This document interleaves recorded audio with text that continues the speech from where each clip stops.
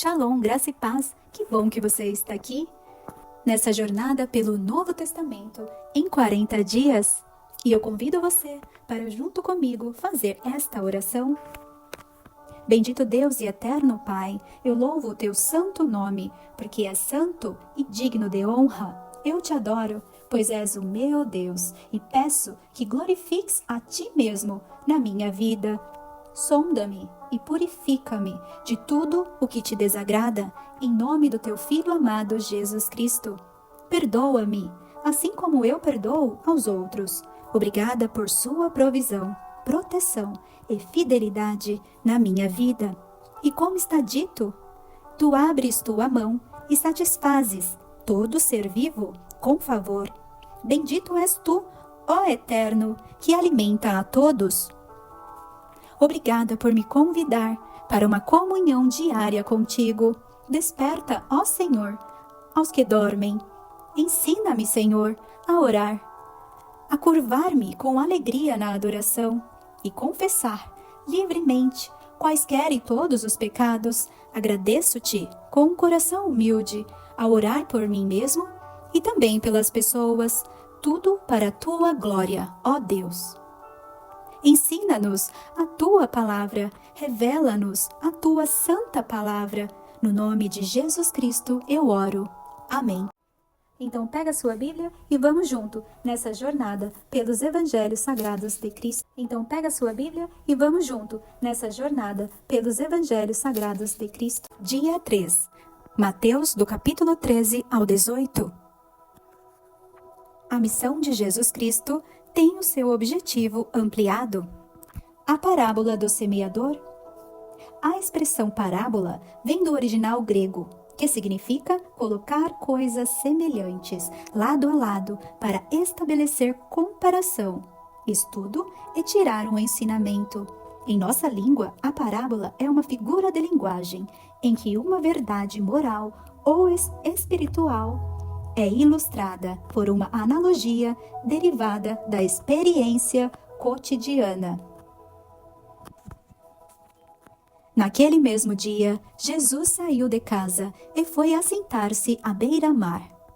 Uma grande multidão reuniu-se ao seu redor e, por esse motivo, entrou num barco e assentou-se, e todo o povo estava em pé na praia.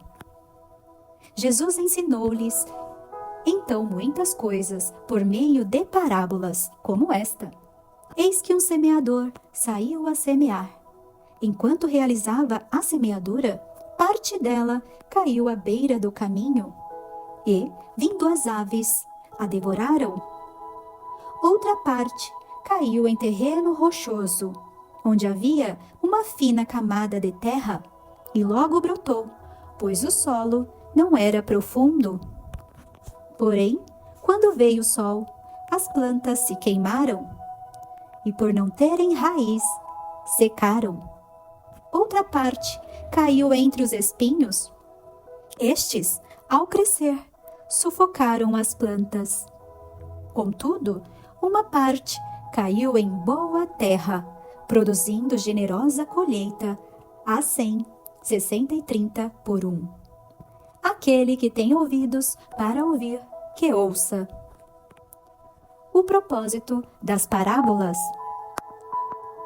Então, os discípulos se aproximaram dele e perguntaram: por que lhes fala por meio de parábolas? Ao que ele respondeu: porque a vós outros foi dado o conhecimento dos mistérios do reino dos céus, mas a eles isso não lhes foi concedido. Este versículo anuncia um princípio básico do mundo espiritual. Quem aceita a palavra de Deus com humildade e reverência receberá muitas outras bênçãos do Senhor. Mas aos arrogantes e incrédulos, até a parcela de fé e bênção que lhes foi concedida será retirada. Pois a quem tem, mais lhe será dado, e terá em abundância, mas ao que quase não tem, até o que tem lhe será tirado. Por isso lhes falo por meio de parábolas, porque vendo, não enxergam. E escutando, não ouvem, muito menos compreendem. Nele se cumpre a profecia de Isaías. Ainda que continuamente estejais ouvindo, jamais entendereis. Mesmo que sempre estejais vendo, nunca percebereis. Posto que o coração deste povo está petrificado, de má vontade escutaram os seus ouvidos e fecharam os seus olhos, para evitar que enxerguem com os olhos, ouçam com os ouvidos, compreendam com o coração. Convertam-se e sejam por mim curados. Mas abençoados são os vossos olhos, porque enxergam, e os vossos ouvidos, porque ouvem. Pois com certeza vos afirmo que muitos profetas e justos desejaram ver o que vedes e não viram, e ouvir o que ouvis e não ouviram.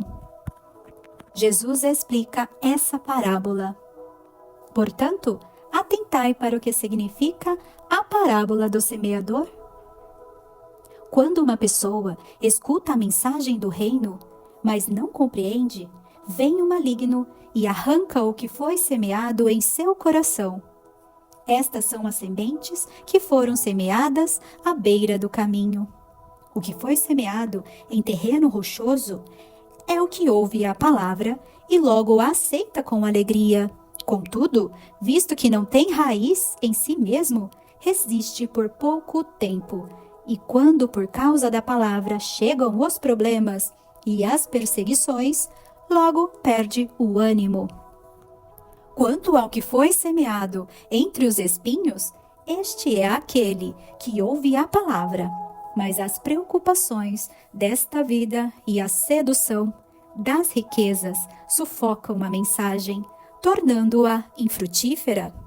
Mas, enfim, o que foi semeado em boa terra é aquele que ouve a palavra e a entende. Este frutifica e produz grande colheita. Alguns 100, outros 60 e ainda outros 30 vezes mais do que foi semeado. O trigo e o joio.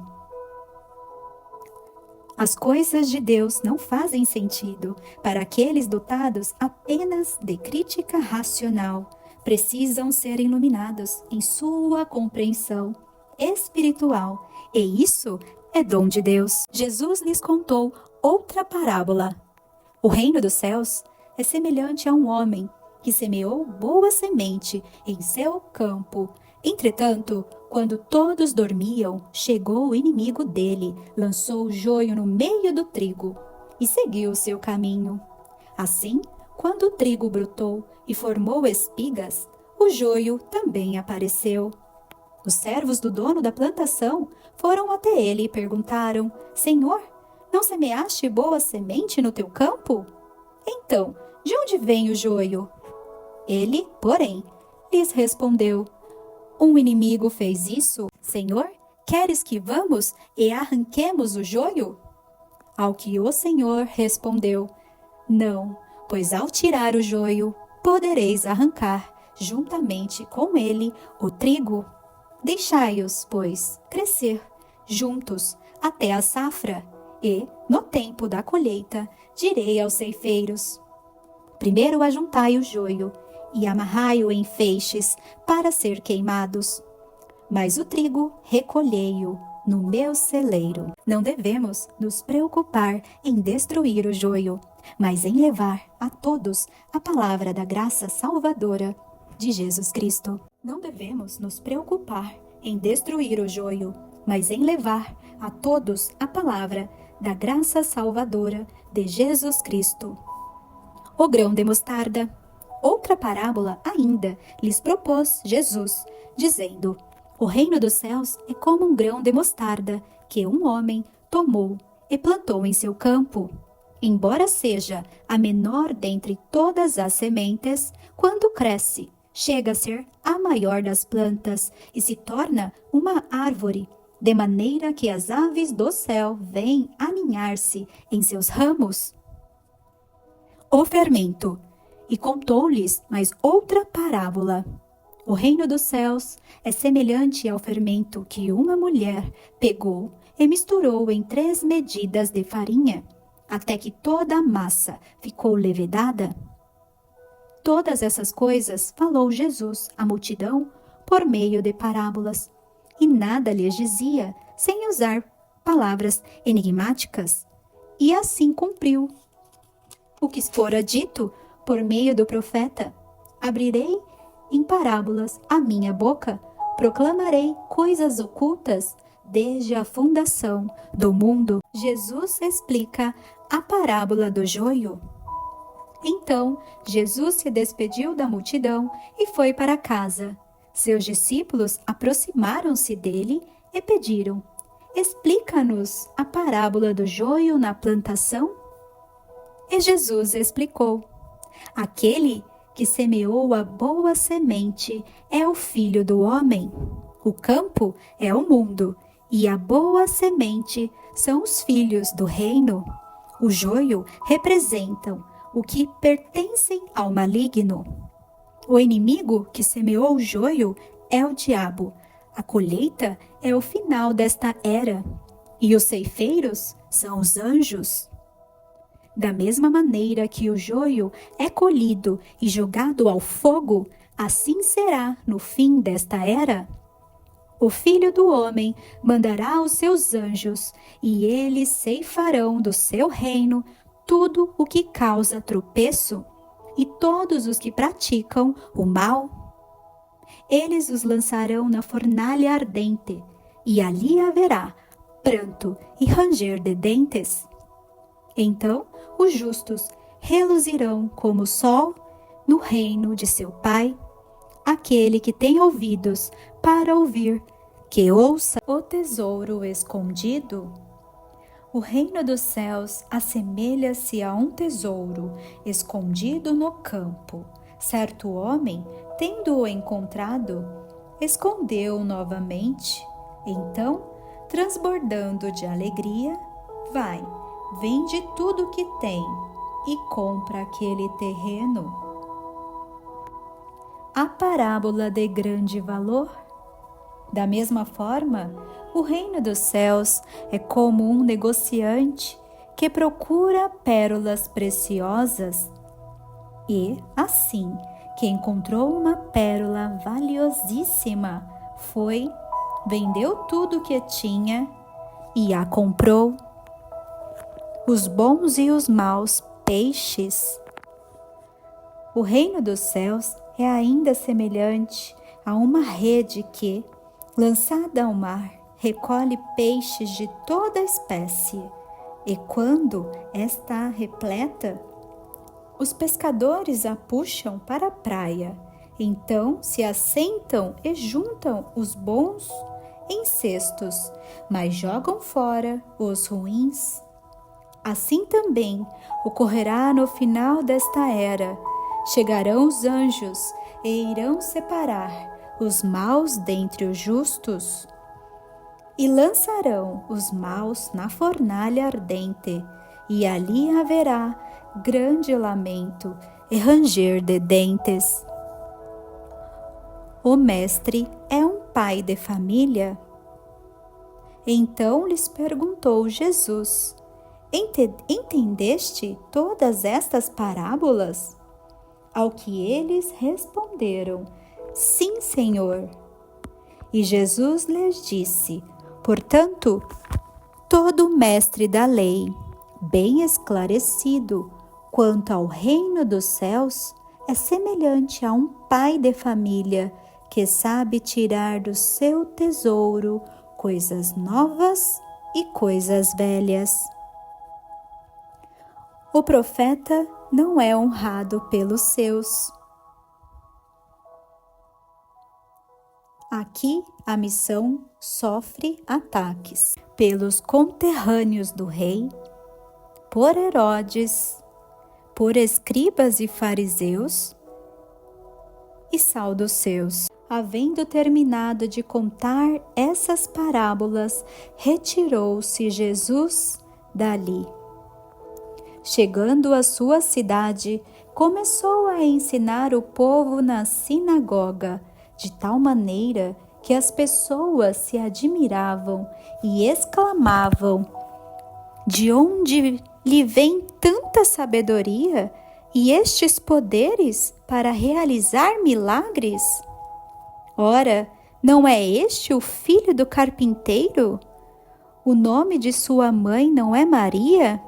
E de seus irmãos Tiago, José, Simão e Judas? Não vivem entre nós todas as suas irmãs? Portanto, de onde obteve todos esses poderes? E ficavam escandalizados por causa dele. Entretanto, Jesus lhes afirmou: não há profeta sem honra, a não ser em sua própria terra e em sua própria casa. E Jesus não realizou ali muitos milagres por causa da falta de fé daquelas pessoas. João Batista é decapitado.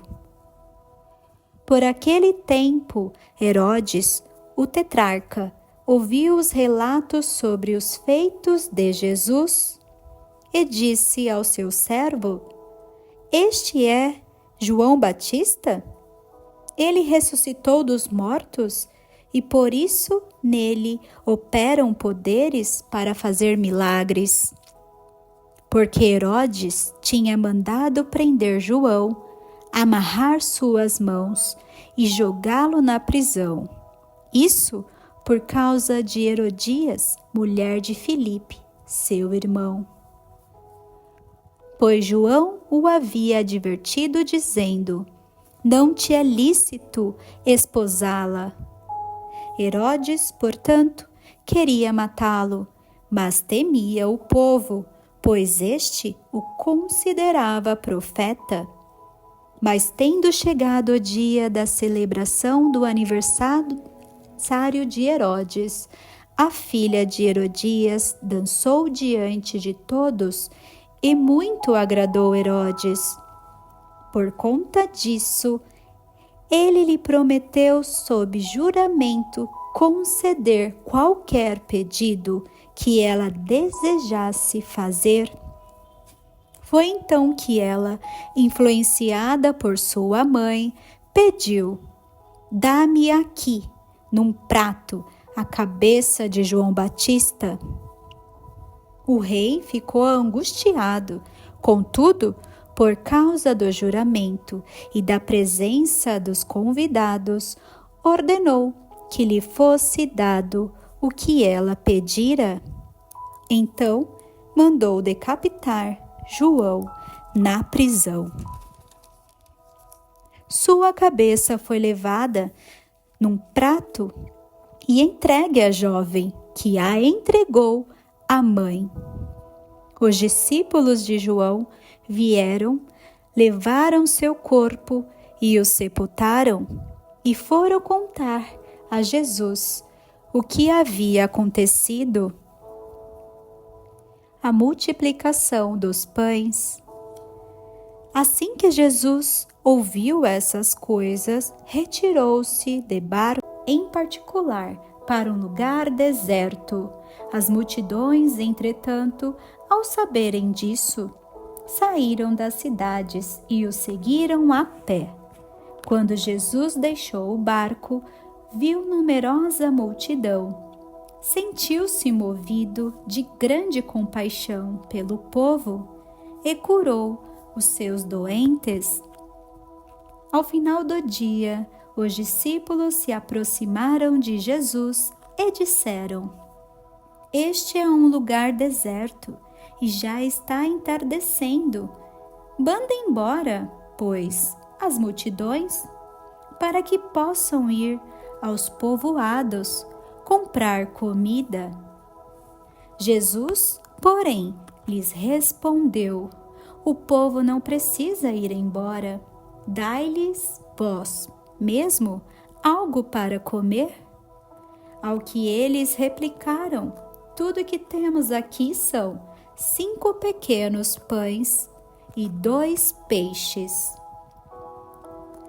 Mas Jesus lhes disse: tragam-nos aqui para mim. E mandou que as multidões se assentassem sobre o gramado. Tomou então os 5 pães e os 2 peixes, e olhando para o céu, os abençoou. Em seguida, tendo partido os pães, deu-os aos discípulos, e estes serviram as multidões. Todos comeram até ficar satisfeitos, e os discípulos recolheram 12 cestas cheias de pedaços que sobraram. Os que se alimentaram foram cerca de 5.000 homens, sem contar as mulheres e as crianças. Jesus anda sobre o mar. Imediatamente após, Jesus insistiu com os discípulos para que entrassem no barco e fossem adiante dele para o outro lado, enquanto ele despedia as multidões. Assim que mandou o povo embora, subiu sozinho a um monte para orar. Ao chegar da noite, lá estava ele só. Todavia, o barco já estava longe, no meio do mar, sendo fustigado pelas ondas, pois o vento era contrário. Na 4ª vigília da noite, foi Jesus ter com eles, andando sobre o mar.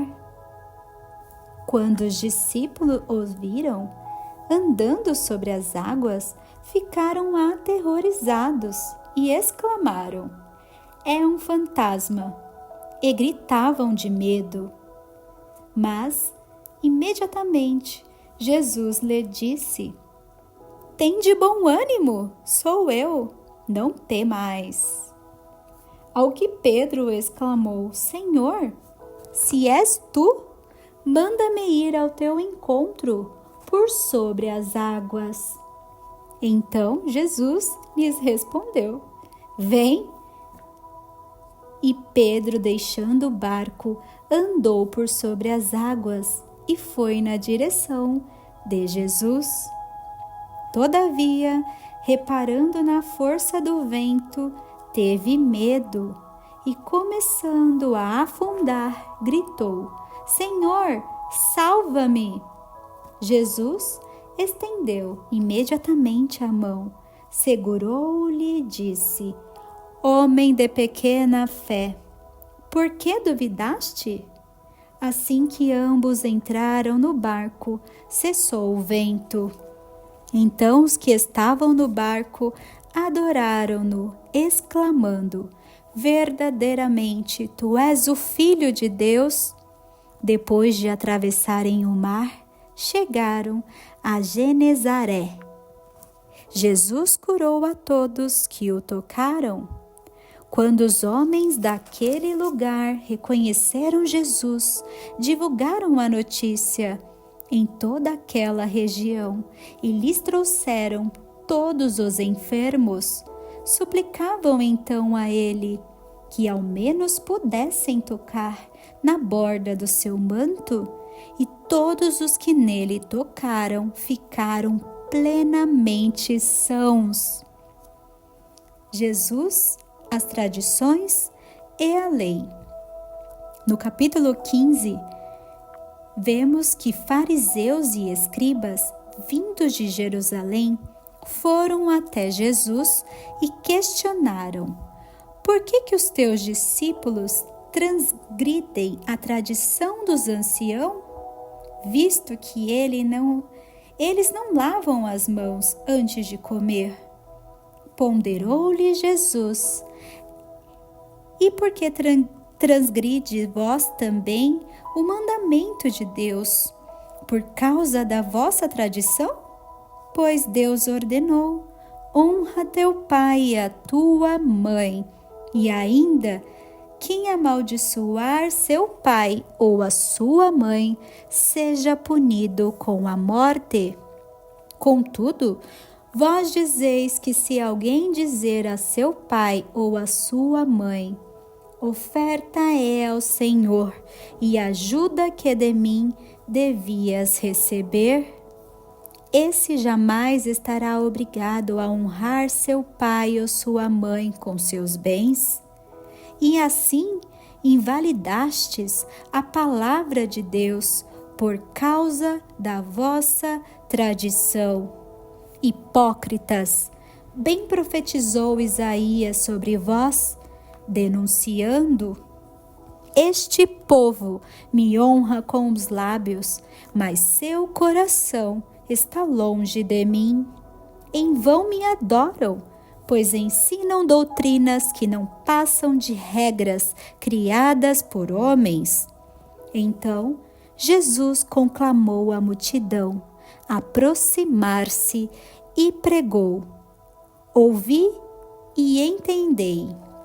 Não é o que entra pela boca o que torna uma pessoa impura, mas o que sai da boca, isto sim corrompe a pessoa. Então, aproximando-se dele, os discípulos avisaram: sabe que os fariseus se ofenderam quando ouviram essas tuas palavras. Mas ele respondeu: toda planta que meu Pai Celestial não plantou será arrancada. Deixai-os, eles são guias cegos, guiando cegos. Se um cego conduzir outro cego, ambos cairão no buraco. Então pediu-lhe Pedro: explica-nos a outra parábola. Ao que Jesus replicou: também vos não compreendeis até agora? Não entendeis ainda que tudo que entra pela boca desce para o estômago e mais tarde é lançado no esgoto? Entretanto, as coisas que saem da boca vêm do coração, e são essas que tornam uma pessoa impura.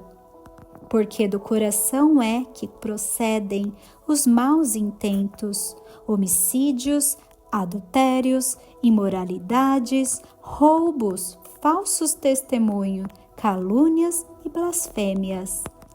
Essas coisas corrompem o indivíduo, mas o comer sem lavar as mãos não o torna impuro. Jesus atende ao clamor dos gentios. Deixando aquele lugar, Jesus retirou-se para a região de Tiro e de Sidom. E eis que uma mulher cananeia, natural daquelas regiões, veio a ele clamando: Senhor, filho de Davi, tem compaixão de mim? Minha filha está horrivelmente tomada pelo demônio. Ele, porém, não lhe respondeu qualquer palavra. Então, os seus discípulos, aproximando-se, pediram-lhe: manda essa mulher embora, pois vem gritando atrás de nós. Ao que Jesus replicou: eu não fui enviado, senão as ovelhas perdidas da casa de Israel? Chegou então a mulher e o adorou de joelhos, suplicando: Senhor, ajuda-me. Ao que Jesus lhe respondeu: não é justo tirar o pão dos próprios filhos para alimentar os cães de estimação? Ela, porém, replicou: sim, Senhor, mas até os cães de estimação comem das migalhas que caem das mesas de seus donos. Então Jesus exclamou: ó mulher, grande é a tua fé, seja feito a ti conforme queres. E naquele mesmo exato momento, sua filha ficou sã. Outra multiplicação de pães acontece. Partiu Jesus dali e foi para a orla do mar da Galileia, e subindo ao monte, assentou-se ali. Então, multidões dirigiram-se a ele, levando consigo mancos, aleijados, cegos, mudos e muitos outros doentes, e os colocaram aos pés de Jesus, e ele os curou. O povo ficou atônito quando viu os mudos falando, os aleijados curados, os mancos andando e os cegos enxergando, e louvaram o Deus de Israel. Chamou Jesus os seus discípulos para dizer-lhes: tenho compaixão destas muitas pessoas, pois há 3 dias permanecem comigo e não tenho que comer. Não quero mandá-las embora em jejum, porque podem desfalecer no caminho. Mas os discípulos lhe disseram: onde poderíamos encontrar, neste lugar deserto, pães suficientes para alimentar tantas pessoas? Perguntou-lhe Jesus: quantos pães tendes? Ao que eles responderam: 7, e mais uns pequenos peixes. Ele mandou, então, que o povo se assentassem no chão. Tomou os 7 pães e os pequenos peixes e deu graças, e em seguida os partiu e os entregou aos discípulos, e estes distribuíram à multidão. Todas as pessoas comeram até se fartarem, e foram recolhidos 7 grandes cestos, cheios de pedaços que haviam sobrado. E assim, os que comeram eram 4.000 homens, sem contar as mulheres e as crianças. A seguir, Jesus se despediu da multidão, entrou no barco e foi para a região de Magadã. A teologia prática de Jesus Cristo. Religiosos pedem um sinal. Os fariseus e os saduceus aproximaram-se de Jesus e, para o provar, pediram que lhes mostrassem um sinal vindo do céu. Então ele lhes ponderou: quando começa a entardecer, dizeis: haverá bom tempo, pois o céu está avermelhado. Ou pela manhã dizeis: hoje haverá tempestade, porque o céu está de um vermelho nublado. Sabeis, com certeza, discernir os aspectos do céu, mas não podeis interpretar os sinais do tempo? Esta geração perversa e infiel pede um sinal, mas nenhum sinal lhe será concedido, a não ser o sinal de Jonas. Jesus se afastou, então, deles e partiu dali. O fermento dos religiosos. Indo os discípulos para o outro lado do mar, esqueceram-se de levar pães.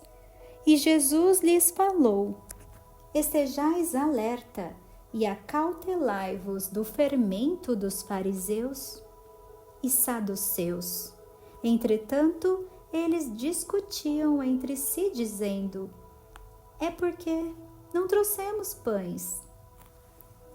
Percebendo a desavença, Jesus indagou: por que discordais entre vós, homens de pequena fé, sobre o não terdes pães? Não compreendeis até agora, nem sequer lembrai dos 5 pães para 5.000 homens, e de quantas cestas recolhestes? Nem dos 7 pães para aqueles outros 4.000, e de quantos cestos recolhestes? Como não entendeis que não vos falava a respeito de pães, e sim Tende, pois, cuidado com o fermento dos fariseus e saduceus. Compreenderam, então, que não lhes dissera que se guardassem do fermento dos pães, mas que se acautelassem da doutrina dos fariseus e saduceus. Quanto à sua igreja, Deus revela Jesus Cristo a Pedro. Quando Jesus chegou à região de Cesareia de Filipe, consultou seus discípulos: Quem as pessoas dizem que o Filho do Homem é? E eles responderam: Alguns dizem que é João Batista, outros Elias, e ainda há quem diga Jeremias, ou um dos profetas. Então Jesus interpelou: Mas vós, quem dizeis que eu sou? E Simão Pedro respondeu: Tu és o Cristo, o Filho do Deus vivo? Ao que Jesus lhes afirmou: Abençoado és tu, Simão, filho de Jonas, pois isso não foi revelado a ti por carne ou sangue, mas pelo meu Pai que está nos céus. Da mesma maneira eu te digo que és Pedro, e sobre esta pedra edificarei a minha igreja, e as portas do Hades não prevalecerão contra ela. Eu darei a ti as chaves do reino dos céus. O que ligardes na terra haverá sido ligado nos céus, e o que desligardes na terra haverá sido desligado nos céus. E então ordenou aos discípulos que a ninguém dissessem ser ele o Cristo. Quanto à sua morte, Jesus prediz o seu sacrifício. A partir daquele momento, Jesus começou a explicar aos seus discípulos que era necessário que ele fosse para Jerusalém e sofresse muitas injustiças nas mãos dos anciãos, dos chefes, dos sacerdotes e dos escribas, para então ser morto e ressuscitar ao terceiro dia. Pedro, porém, chamando-o à parte, começou a admoestá-lo, dizendo: Deus seja gracioso contigo, Senhor, de modo algum, isso jamais te acontecerá. E virando-se Jesus, repreendeu a Pedro: Para trás de mim, Satanás, tu és uma pedra de tropeço, uma cilada para mim, pois tua atitude não reflete a Deus, mas sim os homens. Então Jesus declarou aos seus discípulos: Se alguém deseja seguir-me, negue-se a si mesmo, tome a sua cruz e me acompanhe. Porquanto, quem quiser salvar a sua vida, a perderá, mas quem perder a vida, por minha causa, encontrará a verdadeira vida. Pois que lucro terá uma pessoa se ganhar o mundo inteiro, mas perder sua alma? Ou que poderá dar o ser humano em troca da sua alma? Mas o Filho do Homem virá na glória de seu Pai, com seus anjos, e então recompensará a cada um de acordo com as suas obras. Com toda certeza, vos afirmo que alguns dos que aqui se encontram não experimentarão a morte, até que vejam o Filho do Homem vindo em seu reino. Quanto à sua glória, a transfiguração de Jesus, passados 6 dias, Jesus tomou consigo Pedro, Tiago e João, irmão de Tiago, e os levou em particular a um alto monte. Ali ele foi transfigurado na presença deles. Sua face resplandeceu como o sol, e suas vestes tornaram-se brancas como a luz. De repente, surgiram à sua frente Moisés e Elias, conversando com Jesus. Expressando-se, Pedro disse a Jesus: Senhor, é bom estarmos aqui?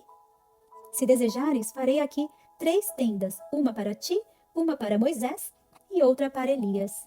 Enquanto ele ainda estava falando, uma nuvem resplandecente os envolveu, e dela emanou uma voz dizendo: Este é o meu filho amado, em quem me regozijo. A ele atendei. Ao ouvirem isso, os discípulos prostraram-se com o rosto em terra e ficaram atemorizados. Então Jesus, aproximando-se deles, tocou-os e disse: Levantai-vos e não temais.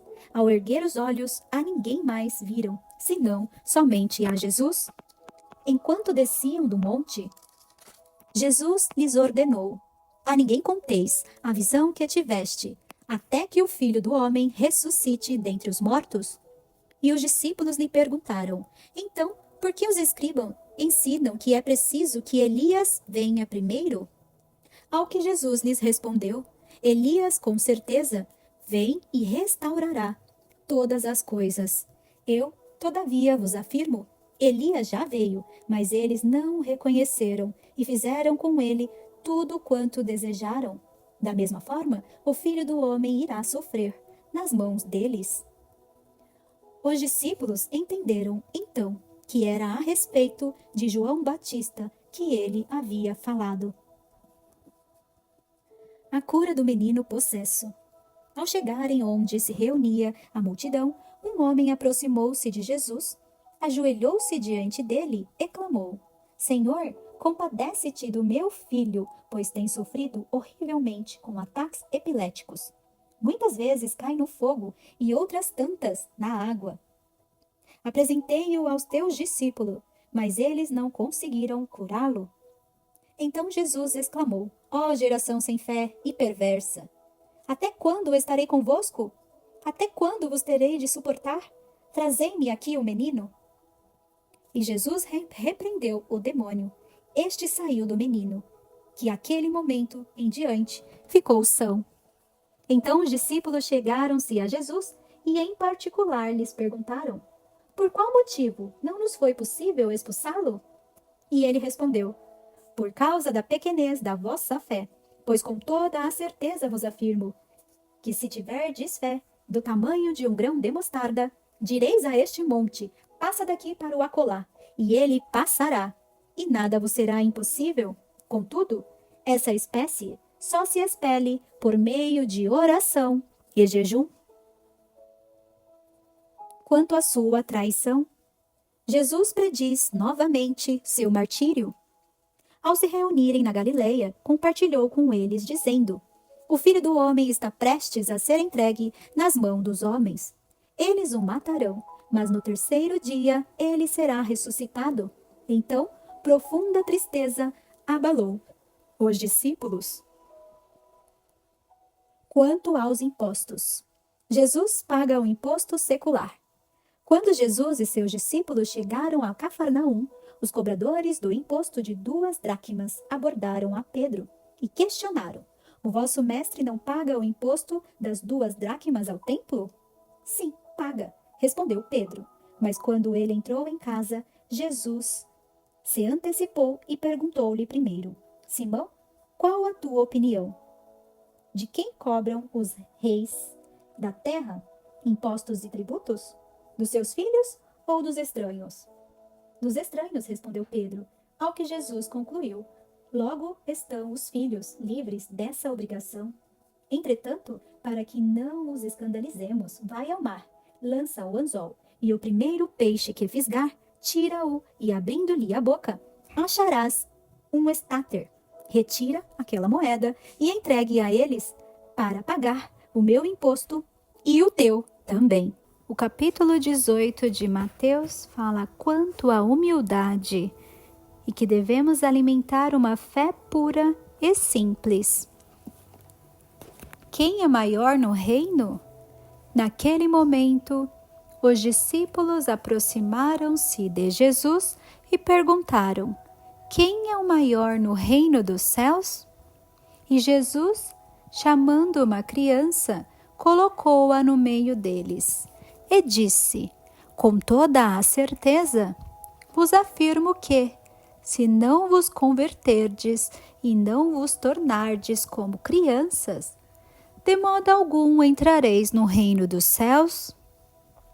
Portanto, todo aquele que se tornar humilde como esta criança, esse é o maior no reino dos céus. E quem recebe uma destas crianças, em meu nome, a mim me recebe. Jesus adverte sobre as ciladas. Entretanto, se alguém fizer tropeçar um destes pequeninos que creem em mim, melhor lhe seria amarrar uma pedra de moinho no pescoço e se afogar nas profundezas do mar. Ai do mundo, por causa das suas ciladas! É inevitável que tais ofensas ocorram. Mas infeliz da pessoa por meio da qual elas acontecem. Sendo assim, se a tua mão ou teu pé te fizerem cair um pecado, corta-o e lança-os fora de ti. Pois melhor é entrar na vida mutilado ou aleijado do que, tendo as duas mãos ou os dois pés, seres atirado no fogo eterno. Teus olhos te faz pecar, arranca-o e lança-o fora de ti. Pois melhor é entrares na vida com um olho só, do que, tendo os dois, seres lançado no fogo do inferno. A parábola da ovelha perdida. Tende todo cuidado, para que não desprezeis a qualquer destes pequeninos, pois eu vos asseguro que seus anjos nos céus veem continuamente a face do meu Pai Celestial. Porque o Filho do Homem veio para salvar o que havia perdido. Que opinião tendes, se um homem tiver 100 ovelhas e uma delas se desgarrar-se? Não deixará ele as 99 nos montes, indo procurar a que se perdeu? E se conseguir encontrá-la, com toda certeza vos afirmo que maior contentamento sentirá por causa desta do que pelas 99 que não se extraviaram. Da mesma maneira, vosso Pai, que está nos céus, não deseja que qualquer desses pequeninos se perca. Acerca da restauração entre os cristãos. Como tratar o pecado de um irmão? Se teu irmão pecar contra ti, vai e particular com ele, converse sobre a falta que cometeu. Se ele te der ouvidos, ganhaste a teu irmão. Porém, se ele não te der atenção, leva contigo mais uma ou duas pessoas, para que pelo depoimento de 2 ou 3 testemunha qualquer acusação seja confirmada. Contudo, se ele se recusar a considerá-los, dizei-o à igreja. Então, se ele se negar também a ouvir a igreja, trata-o como pagão ou publicano. Com toda a certeza vos asseguro que tudo que ligardes na terra terá sido ligado no céu, e tudo que desligardes na terra terá sido desligado no céu. Uma vez mais vos asseguro que se 2 dentre vós concordarem na terra em qualquer assunto sobre o qual pedirem, isso lhes será feito por meu Pai que está nos céus. Porquanto, onde se reunirem 2 ou 3 em meu nome, ali eu estarei no meio deles. Disposição acerca: perdoar tudo sempre. Quantas vezes se deve perdoar? Então Pedro chegou perto de Jesus e lhes perguntou: Senhor, até quantas vezes meu irmão pecará contra mim, que eu tenha que perdoá-lo? Até 7 vezes? E Jesus lhe respondeu: Não te direi até 7 vezes, mas sim até 70 vezes 7.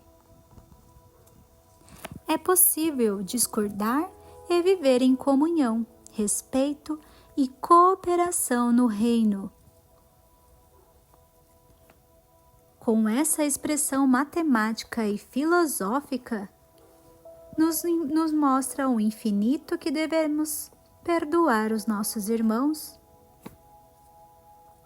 Só assim será possível ao crente compartilhar do amor, misericórdia e generosidade de Deus. Perdoar sempre dará mais espaço à plenitude divina em nossa alma. A parábola do servo que não perdoou. Portanto, o reino dos céus pode ser comparado a certo rei que decidiu acertar contas com seus servos. Quando teve início o acerto, foi trazido à sua presença um que lhe devia 10.000 talentos. Porém, não tendo devedor como saldar, ordenou o seu senhor que fosse vendido, ele, sua mulher, seus filhos e tudo quanto possuía, para que a dívida fosse paga. O servo, então, com toda reverência, prostrou-se diante do rei e lhe implorou: "Sê paciente comigo, e tudo te pagarei." E o senhor daquele servo teve compaixão dele, perdoou-lhe a dívida e o deixou ir embora livre. Entretanto, saindo aquele servo, encontrou um dos seus conservos, que lhe estava devendo 100 denários. Agarrou-o e começou a sufocá-lo, esbravejando: "Paga-me o que me deves."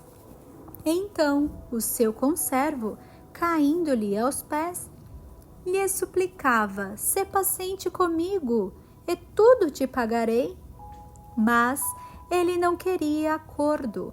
Ao contrário, foi e mandou lançar seu conservo devedor na prisão, até que toda a dívida fosse saldada. Quando os demais conservos, companheiros dele, viram o que havia ocorrido, ficaram indignados e foram contar ao rei tudo o que tinha acontecido. Então o rei, chamando aquele servo, lhe disse: "Servo perverso, perdoei-te toda aquela dívida, atendendo às tuas súplicas. Não devias tu, da mesma maneira, compadecer-te do teu conservo, assim como eu me compadeci de ti?" E sentindo-se insultado, o rei entregou aquele servo impiedoso aos carrascos até que lhe pagasse toda a dívida. Assim também o meu Pai Celestial vos fará a cada um, se de todo o coração não perdoardes cada um ao seu irmão.